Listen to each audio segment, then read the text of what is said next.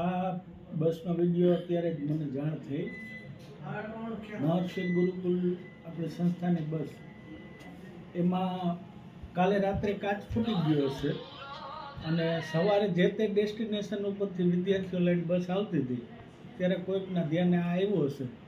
વિદ્યાર્થીઓએ પણ જાણ કરી હતી સંચાલકને, અને સ્કૂલ બસનું જે વહીવટ કરે છે એને અમારે સ્કૂલના આચાર્ય તરફથી જાણ કરી દેવામાં આવી હતી કે આ બસનો કાચ તૂટી ગયો.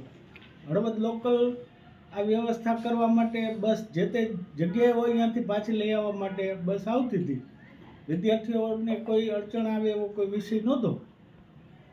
બાકી બસ આજ એ જગ્યાએ રિપેરિંગ થઈ જશે અને નવી મુકાઈ જશે. અમારી સંસ્થા વિદ્યાર્થીઓની સેફટી માટે સતત જાગૃત રહે.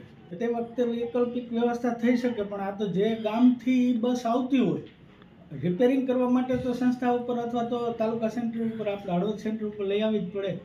તો એના માટે ત્યાંથી આવતી હોય અને વિદ્યાર્થીઓ બેઠા હતા. સ્વાભાવિક છે, બેદરકારી ડ્રાઈવરની કહેવાય, પણ એ મુદ્દો સોલ્વ થઈ જાય અને વિદ્યાર્થીઓની સેફટીને જ મહત્ત્વ આપવું એ આપણી પ્રાથમિકતા છે.